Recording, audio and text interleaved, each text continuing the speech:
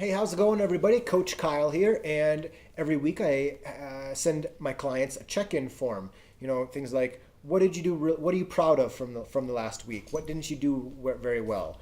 What are you going to try to focus on next week? Sleep, posture, things that you noticed this week.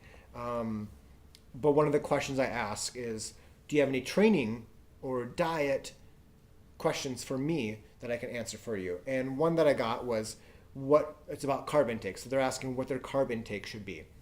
And oh, Banjo, you're so adorable. And when the question about carb intake comes up, we're going to talk about it in the sense of general diet, but also running carb intake. So running carb intake is, we'll talk about that quick. In general, for carb intake around workouts, around hard tempo runs, track workouts, or long runs, what I like to see, what I like to recommend, what I do is before the run, I might eat 1 to 300 calories, like a banana, roughly a banana, an apple, a pear, roughly 100 calories, 30 minutes or so before the start of the run. Now, if it's under an hour, I probably won't take anything in during the run, even if it's a tempo run of an hour. 10-minute warm up, tempo run, 10-minute cool down. If it's a long run, I like to have roughly 100 calories every 30 to 45 minutes. So it doesn't have to be gels, it can be chews, it can be the banana pre-run, and then maybe a little Snicker bar 45 minutes in. And then then you have a 90-minute run, you get home, you have some carbs and protein afterwards. So in general, when we're talking about running carb intake, 100 calories every 30 to 45 minutes is good. With daily diet, it's a very broad discussion. No doubt you've tried or have some friends that tried or have on or who are on a low carb diet. I had beer last Thursday with two guys who are on low carb diets. Whatever. So, they're cutting, and by low carb, they're not keto, but obviously, but they're mostly cutting out a lot of processed grains is what they've been doing. And I think that's great.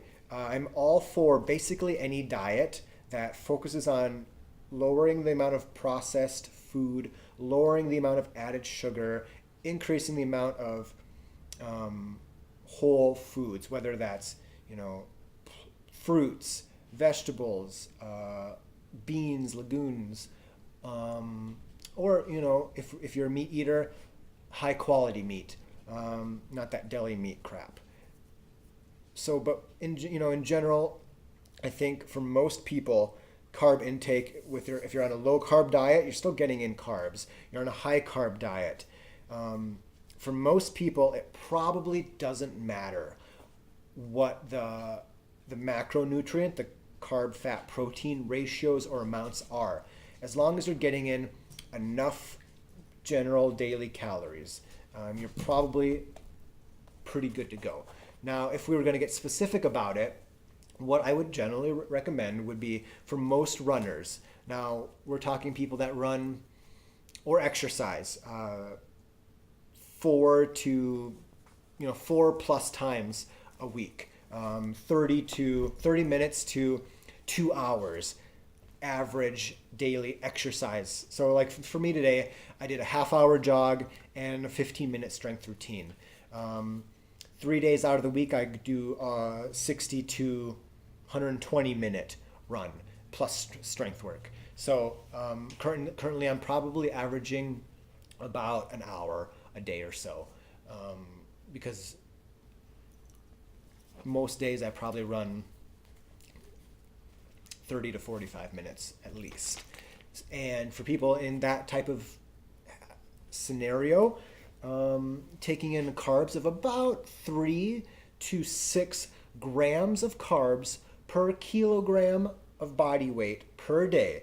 And what that means is for somebody like me who's about 150 pounds, that is about, it's about 70 kilograms. That's about, when we're going low range to high range, 800 to 1800 calories from carbs daily. Now, what am I doing? What do I get? Most days I try to stay around 2000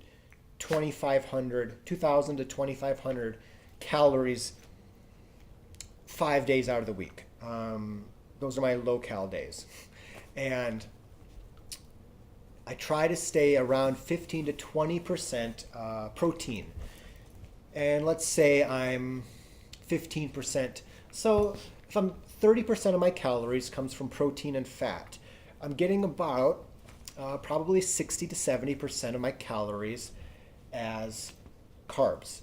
So that's about 1200, 1500 calories daily if I'm eating if I'm eating 2000 something calories daily.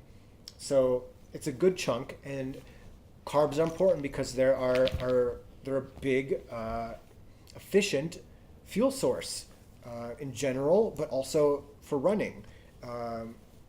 Taking in carbs during the day, it replenishes your glycogen stores. This is your carbs that are stored in your muscles. It fuels glucose fuels your brain. It fuels most of your movements, running or not. Now, fat, protein are also very important, and that's why eating a good variety of whole foods that are high in nutrients, phytochemicals, etc., is very important. So that's why the main focus should be on getting enough food and limiting the processed food, the food that doesn't contain a lot of vitamins, minerals, etc. That should be key. The number one thing you need to focus on is making sure you're getting enough. If you're getting enough whole foods, you're probably getting enough of most of the vitamins and minerals, maybe aside from vitamin D, maybe B12 if you're vegan. But in general, that whole food, plant-based diet, if you're a meat eater, throwing in some high quality, healthy meats is very important. Then we talk about nutrient timing and amounts. But like I said, for most people, most of the time, getting in a high quality, adequate diet will leave you performing very well. If you want to take it a step farther, if you've got that nailed down, having 20 grams of protein post hard long run can be another key or part of the puzzle that is important for improving your athletics, your recovery, your rejuvenation, and your general well-being. So very broad question, very broad answer, but I hope you found some value in this video. And if you have any questions yourself, drop them below and I'd be happy to answer them. So as always, you keep running and I'll keep coaching.